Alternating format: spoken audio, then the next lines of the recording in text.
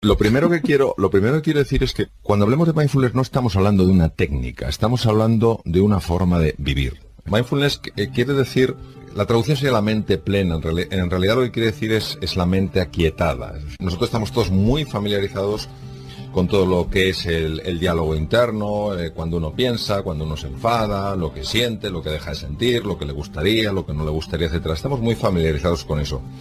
Y la meditación lo que pretende, o lo que busca, lo que invita es a familiarizarnos con algo radicalmente distinto. Cuando el ser humano consigue conectar con esa dimensión más profunda, mucho más tranquila, empieza a ver cosas, a darse cuenta de montones de soluciones que de otra manera no se estaba dando cuenta.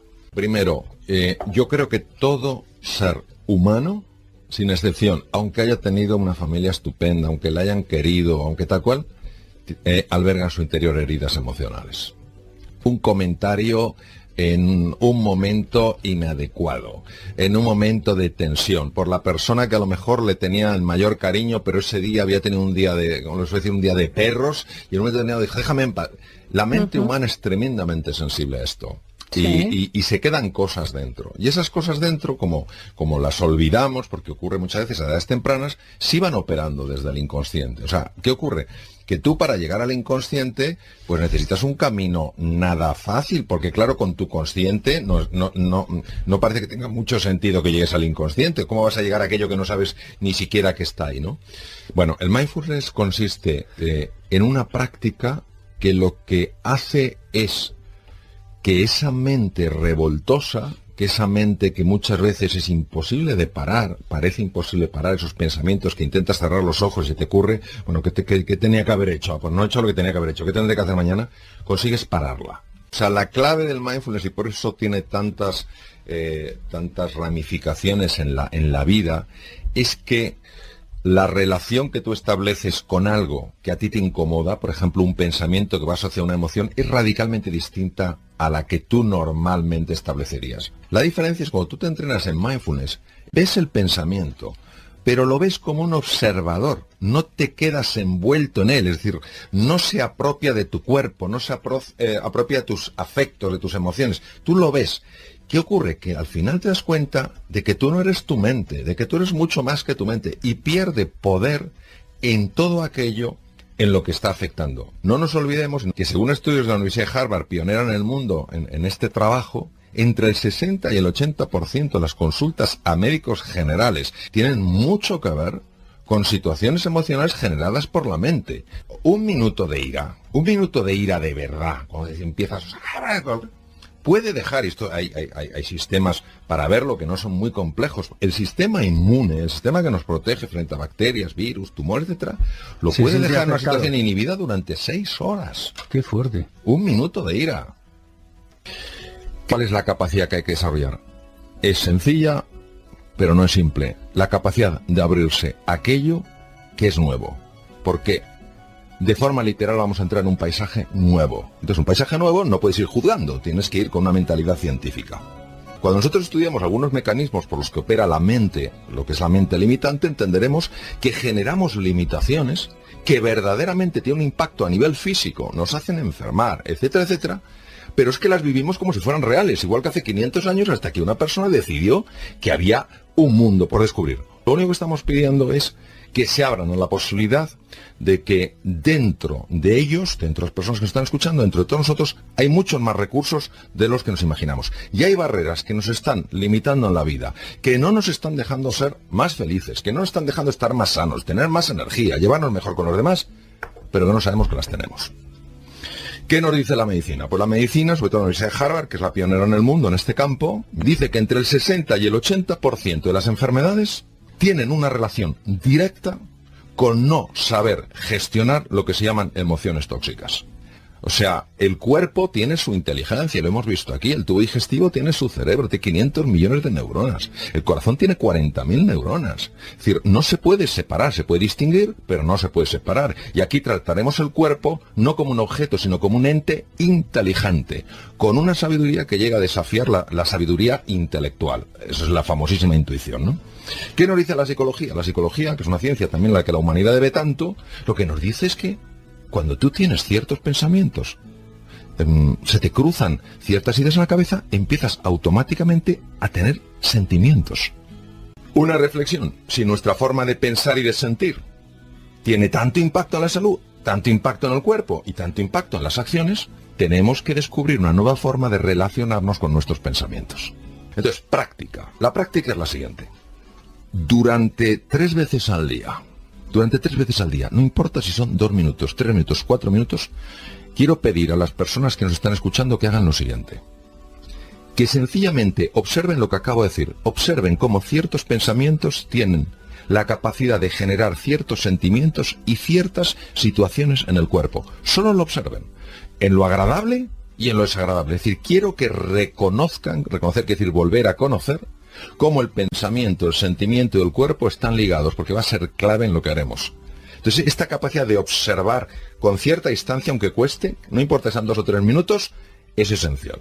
Recordamos primero que valoramos el silencio, porque el poder más inmenso está detrás del silencio más profundo. Es decir, nuestra mente racional no entiende el silencio, pero en el mindfulness el silencio es clave. El segundo tema es la importancia de permanecer en el presente. Imagínate que nos fuéramos de viaje y lleváramos en la mano derecha una maleta pesadísima y en la mano izquierda otra maleta pesadísima. ¿Quién puede avanzar en el presente con rapidez, con agilidad, con fluidez, con 2 maletas tan grandes? Una de las maletas es la maleta de las preocupaciones por el futuro y la otra la de las lamentaciones por el pasado. El mindfulness, al estar en el presente, dejas caer esas 2 maletas, con lo cual, lógicamente, el organismo lo nota de una manera extraordinaria. Tercero, ¿por qué es tan importante atender al cuerpo? ¿Por qué la respiración? ¿Por qué todo esto de prestar atención a tus sentimientos? Porque muchas veces se nos ha metido el miedo en el cuerpo. Entonces, realmente el miedo se mete en el cuerpo, el miedo se mete en las células, y el mindfulness lo que hace es, al prestar atención al cuerpo, le permite que se exprese. Einstein decía que ningún problema importante puede ser resuelto en el mismo nivel de pensamiento en el que surgió. ¿Qué quiere decir? Que ya estaba hablando él y otros físicos, David Bohm, por ejemplo, hablaba mucho de estos temas, ya hablaban de que si algo te parece imposible pensando de una manera, hay que cambiar esa forma de pensar. Vamos a hablar de los principios. El primer principio es: no te conviertas en juez sino en explorador.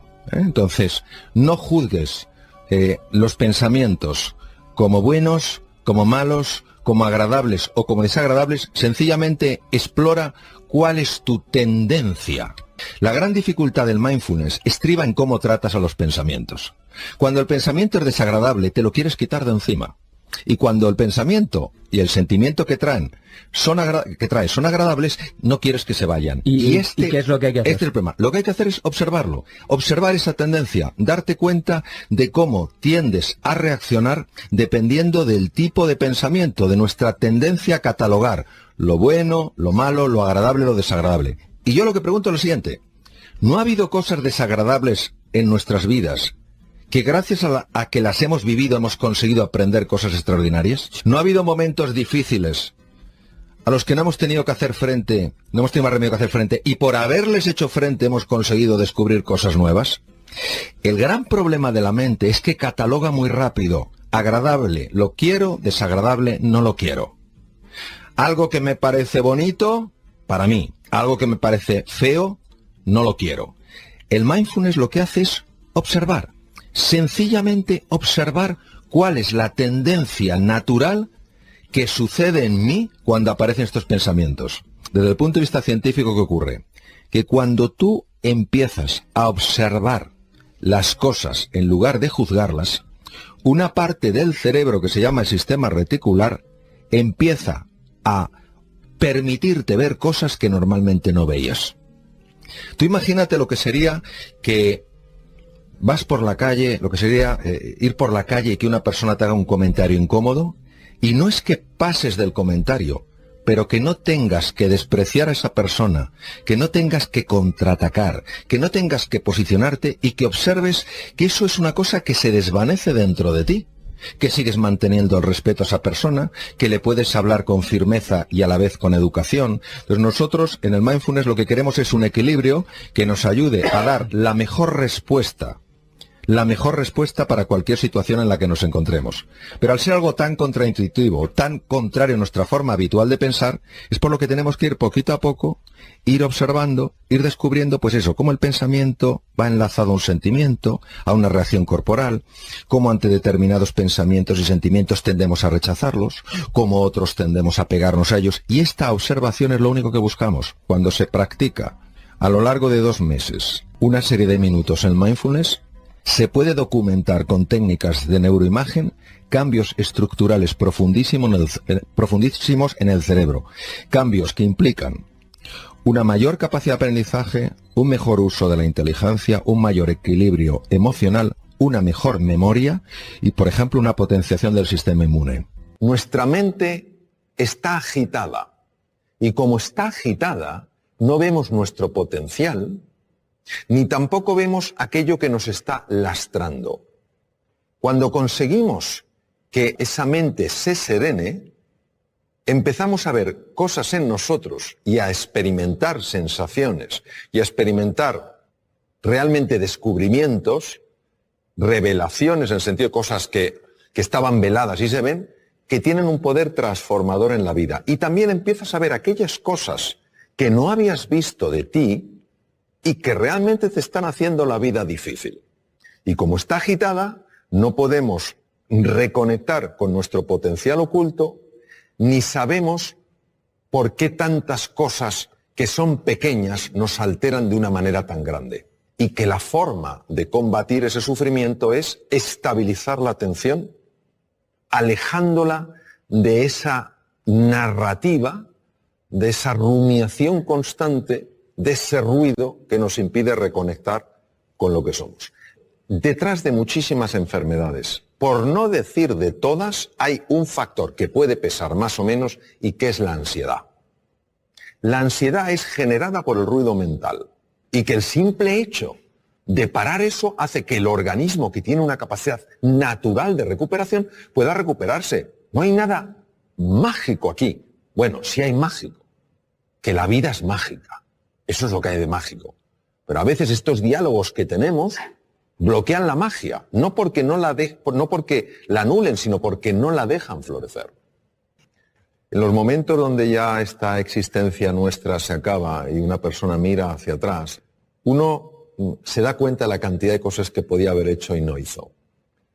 ¿Qué quiero decir? Quiero decir que esta vida, yo creo que el tiempo que la vivamos es una vida para vivirla con intensidad, con dificultades, con desafíos, que nos enfoquemos en lo que realmente es relevante.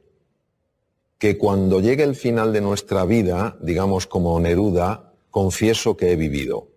Que podamos decir, confieso que he vivido la vida y no que la he visto pasar. Y esa toma de conciencia, esa reflexión es lo que creo que nos puede ayudar sencillamente a que la música emerja, porque el ser humano está llamado a eso, a hacer sonar su música. O sea, todos tenemos una música y es una música preciosa, todas diferentes, todas complementarias. Eso es lo que quiero decir, que no nos conformemos con vivir una vida de ruido, sino que vayamos encontrando esa música a base de enfocarnos en las prioridades, para que al final de nuestra vida podamos decir, como decía Neruda, confieso que he vivido. Yo creo que los seres humanos tropezamos 100 veces sobre la misma piedra por falta de humildad. La humildad es para mí la virtud más grande que existe porque es para una persona probablemente la más difícil de vivir plenamente, que no es la modestia, no es ser una persona así apocada, es la humildad de corazón. Cuando una persona es realmente humilde, son personas que tienen mentalidad de principiante, es decir, puede ser un premio Nobel y te está escuchando como si fuera un alumno tuyo. Pero yo qué le puedo enseñar a este hombre, pero está plenamente ahí. Cuando comete un error, lo que más le interesa no es buscar culpables ni en él, ni en ella, ni en los demás, sino averiguar qué es lo que ha pasado.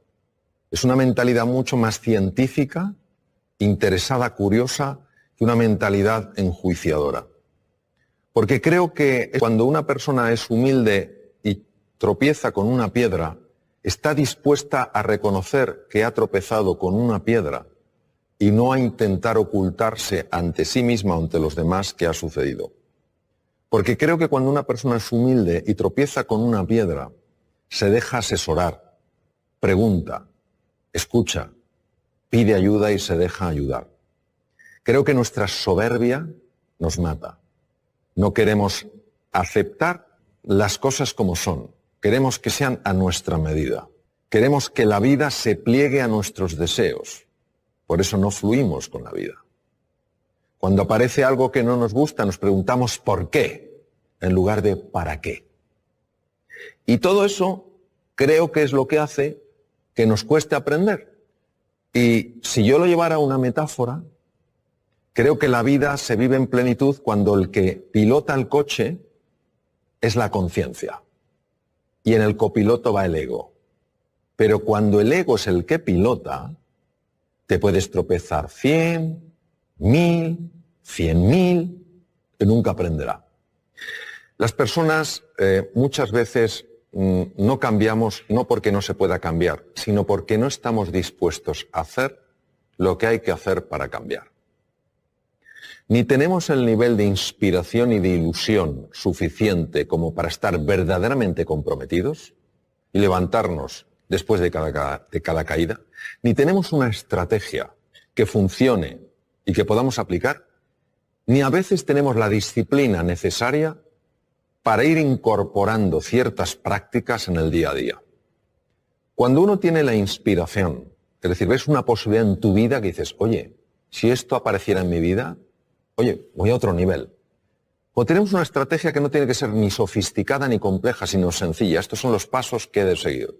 Y cuando tú cada día te vas entrenando, es inevitable que se produzca un cambio en la citoarquitectura del cerebro.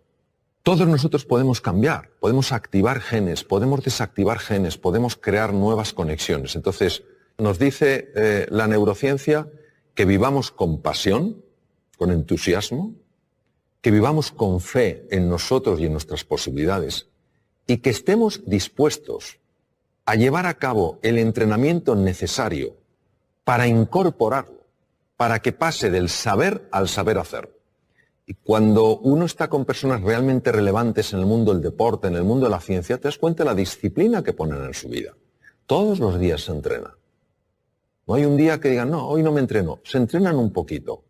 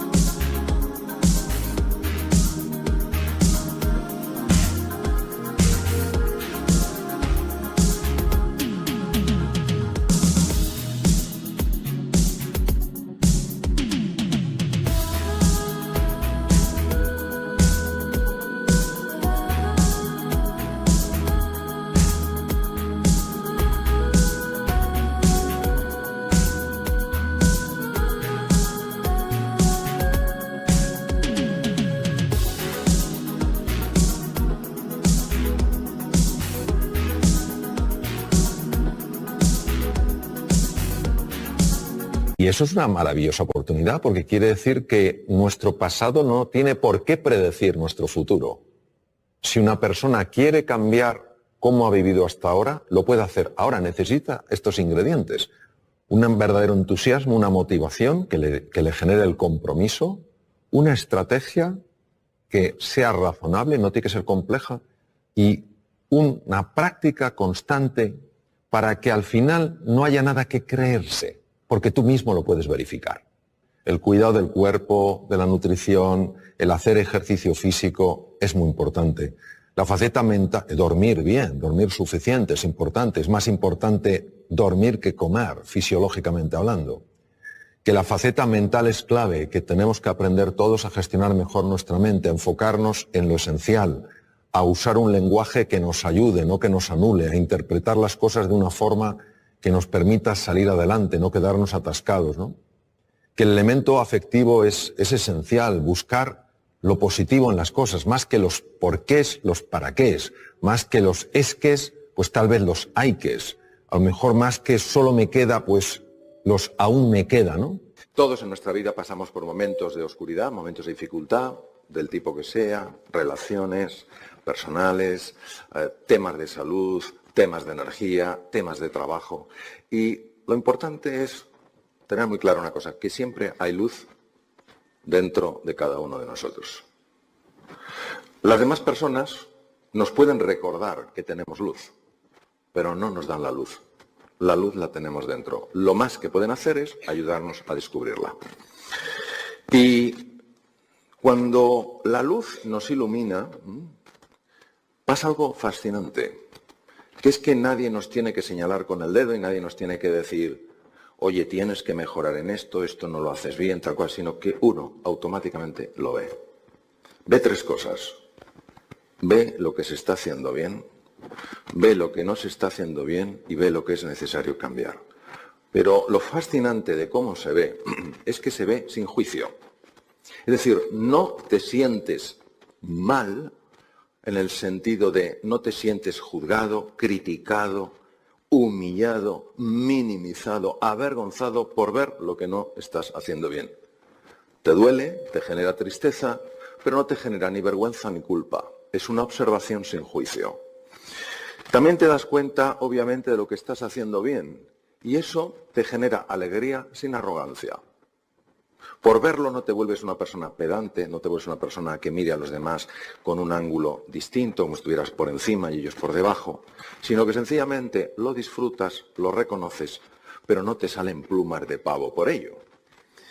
Y sobre todo, lo más interesante, al menos en mi experiencia, es que te das cuenta de manera inmediata y fulminante de aquello que necesitas cambiar. Lo que vamos a hacer es conectar con esa luz interior.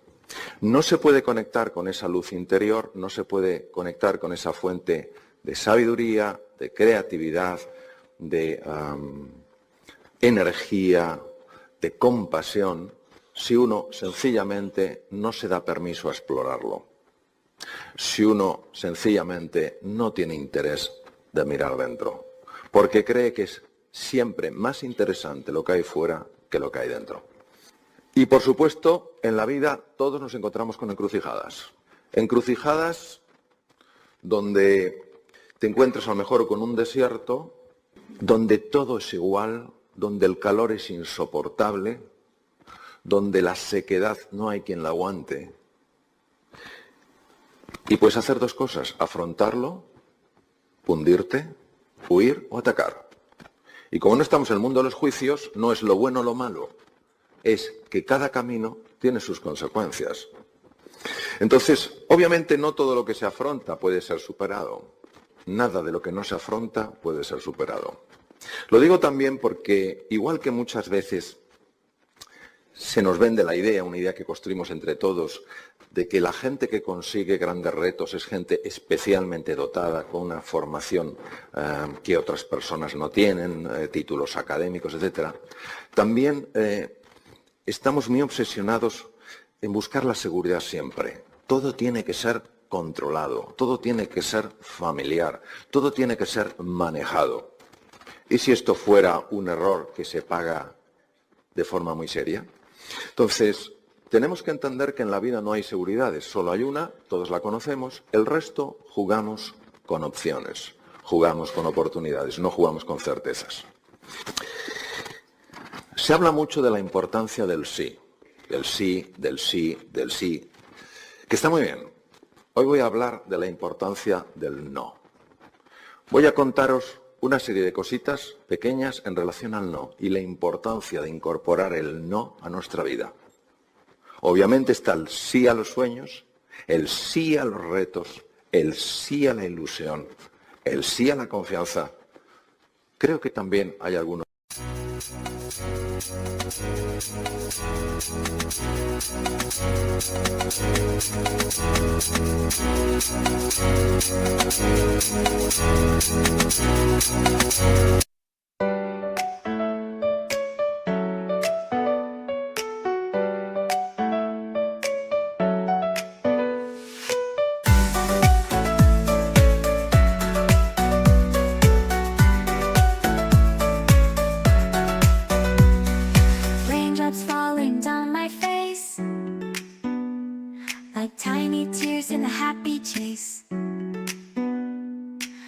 Stepping through the puddles, see colors dancing wild and free. Skies are gray, but I don't mind. Cool raindrops on my skin I find. Kicking off my Saturday. Watch the clouds just drift away. Rainbow in the rain, what a sight. Colors shining oh so bright. Dancing in the streets, so bright. Everything will be alright.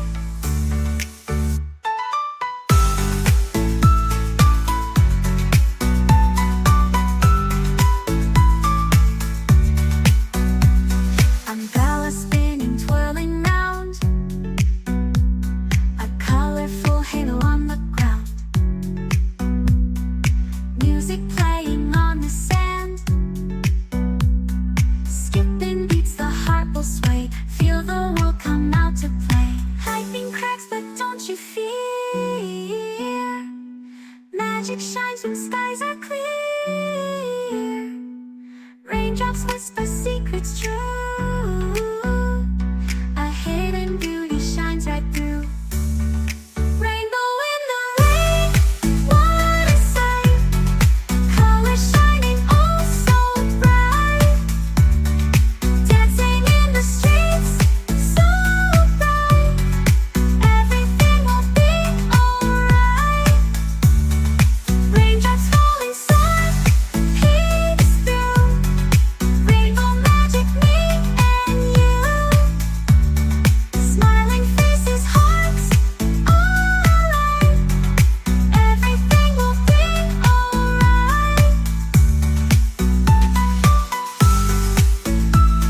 be alright.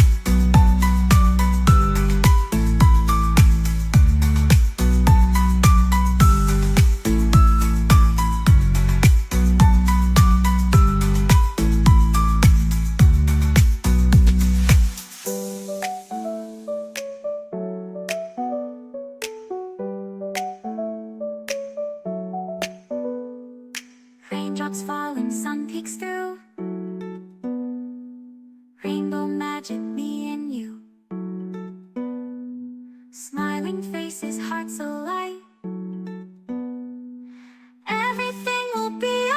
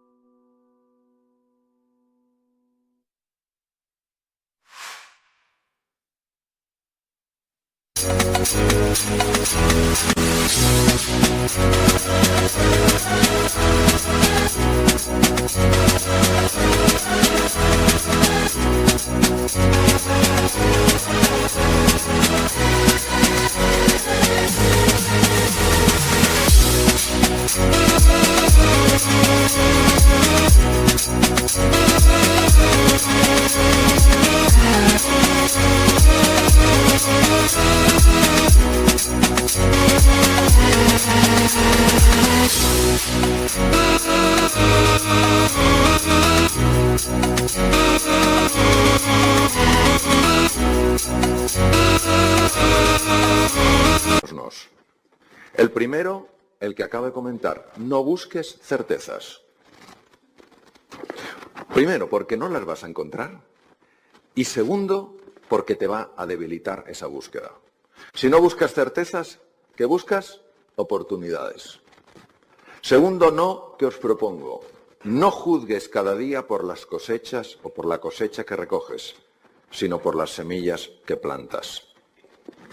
Conviértete en un sembrador de ilusión, en un sembrador de confianza, en un sembrador de alegría, en un sembrador de inspiración. Porque si tú siembras, estás moviendo una energía radicalmente diferente a la que se mueve si solo te importa cosechar. Y es que si uno se siente separado de la vida, necesariamente piensa solo en lo que recoge. Pero si uno entiende que todo en la vida está conectado, también cuenta lo que siembras.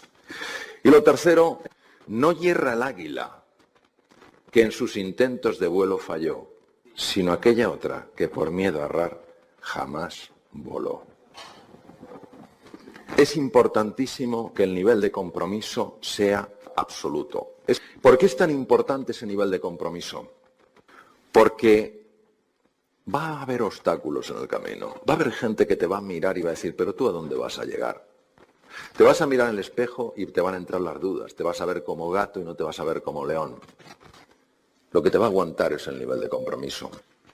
Cuando tú estás encendido, encendida desde la ilusión, desde la pasión, desde la fe en tus posibilidades, desde tu confianza absoluta en la vida, inevitablemente el sistema límbico empieza a activar distintas estructuras. La primera, el lóbulo frontal, que hace que empieces a pensar, a elucubrar, a crear, a imaginar cosas que previamente ni se te habían ocurrido. Encuentras ante los desafíos que la vida te presenta opciones que ni siquiera te habían pasado por la imaginación. ¿Por qué? Porque el lóbulo prefrontal es el director de orquesta de todo el cerebro y se encarga de que los músicos, que son las distintas neuronas del cerebro, al unísono empiecen realmente a mostrarte cómo fabricar, cómo encontrar un camino. Un error me parece ponerse a hacer cosas para tener ciertos resultados y...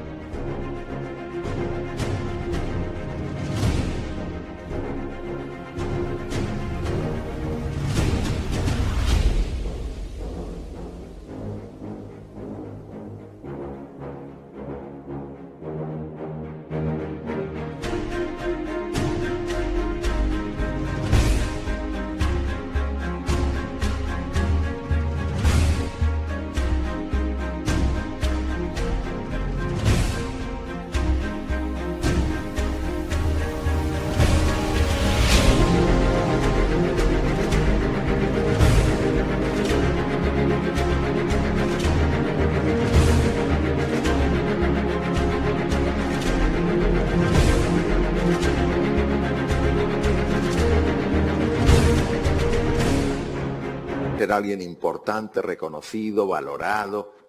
Creo que está totalmente invertido el esquema. Creo que el esquema que funciona es radicalmente distinto. Hay que darle la vuelta. Si tú trabajas tu forma de ser y de estar en el mundo, tu forma de actuar, lo que tú expresas, lo que tú comunicas, lo que tú reflejas, cómo tú te mueves, cómo tú hablas, cómo tú miras, ha sido cambiado radicalmente por este trabajo que has hecho para conectar con lo que de verdad vale más la pena dentro de ti, la luz que hay dentro de ti. Entonces, es una cosa curiosa. Donde antes no había más que lucha, ahora es un fluir. Es como si las cosas salieran solas y acabas teniendo ciertas cosas, accediendo a ciertas posibilidades que para ti previamente eran inimaginables. Esto la mente racional no lo puede entender. No nos damos cuenta de la grandeza que hay dentro de cada ser humano y de la urgente necesidad de reconciliarse con esa grandeza.